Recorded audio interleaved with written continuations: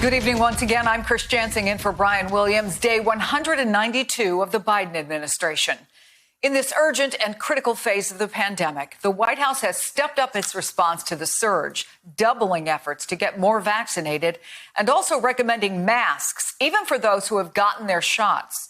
Tonight, there's a new indication the White House could be weighing even tougher tactics to stop the spread. Should Americans expect more guidelines coming up, more restrictions because of COVID? In all probability. By the way, we had a good day yesterday. Almost 1 million people got vaccinated. About 500,000 of those people for the first time, not for the second shot. We're also learning that an explosive Delta variant outbreak in Provincetown, Massachusetts, pushed the CDC to change mask recommendations for people who have been vaccinated. New data showed 3/4 of those infected in that outbreak were fully vaccinated, but thankfully, few required hospitalization. The data also suggested vaccinated people could spread the virus. The data that we saw in Massachusetts were corroborated in numerous other places, and that's when we knew we had to take action. Meanwhile, more businesses are announcing mandates. Broadway's theater owners and operators say audiences must be vaccinated and wear masks to attend performances when they resume in the fall. Vaccines will be mandatory for Walmart employees at its headquarters. And Disney says all salaried and non-union employees will be required to receive a COVID-19 vaccine. Dr. Patel, what is your view of the threat from Delta right now? And what do we need to be watching for over the next couple of months?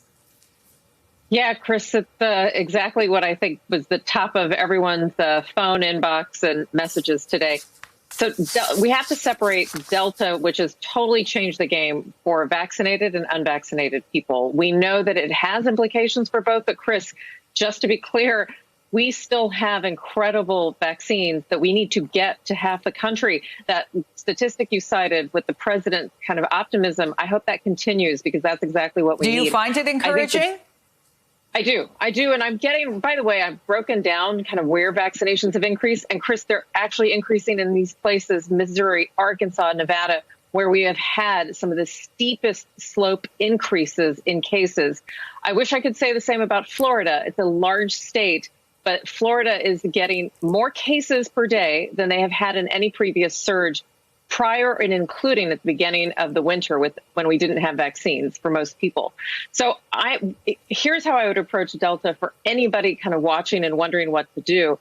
You really should. The reason we're wearing a mask is really because of that kind of data from Provincetown and other communities where we could transmit this much more easily than we thought if we were vaccinated to other people. And with half the country unvaccinated, we don't know who's unvaccinated. And that's why we're all talking about wearing masks. I think the most responsible thing to do is remember vaccines prevent severe disease and death, and they're working. But Delta has changed the game, I think, and raised everyone's emotions, including mine, about how we need to take precautions. And it's also raising awareness, as you mentioned, about the governors preventing schools from protecting children and staff, when we know very well, Chris, that masks in children and indoor settings are absolutely required to keep everyone safe, including the staff, and they should be masked as well, even if they're vaccinated. Kids can transmit this. This great divide is really, I can feel the temperature going up with a lot of people, particularly vaccinated people, when they have to deal with these unvaccinated people. So, Eugene, give us a sense of how the White House has been operating kind of behind the scenes this week with regard to handling the surge. What is driving Joe Biden's latest public announcements and then his statement tonight that there may be more to unfold in this strategy? Yeah, there's an urgency because they know, their one focus walking in was the pandemic. That was number one. That was the thing, no matter what you wanted to talk to them about, they wanted to talk about COVID-19. They wanted to talk about the relief bill. And as time has gone on, they've done a good job on vaccinations, right? We have a lot of people vaccinated. I think 164 million by the last time I checked, more than 164 million people. So that part of it is working. But nature is taking its course, and the doctor obviously knows this a lot better than I do. So we have this Delta variant. And so this week and last week, they had this kind of renewed urgency to really focus on making sure that people get vaccinated, making sure that whatever the CDC says, they follow. And that's something I was in the White White House briefing today and asking the principal deputy press secretary about this, what she made it clear is that their focus is making sure that people get vaccinated.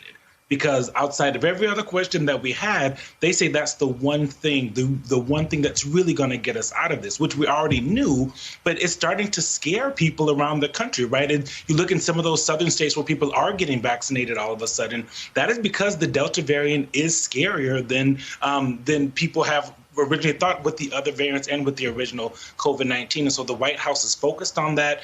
And when it comes to how the president is viewing it, he is seeing this as one, following the science. That is something that you can hear over and over and over. And I think they mean that. But also more importantly, the issue is that the science changes. So that makes politics a little bit more difficult. Yeah.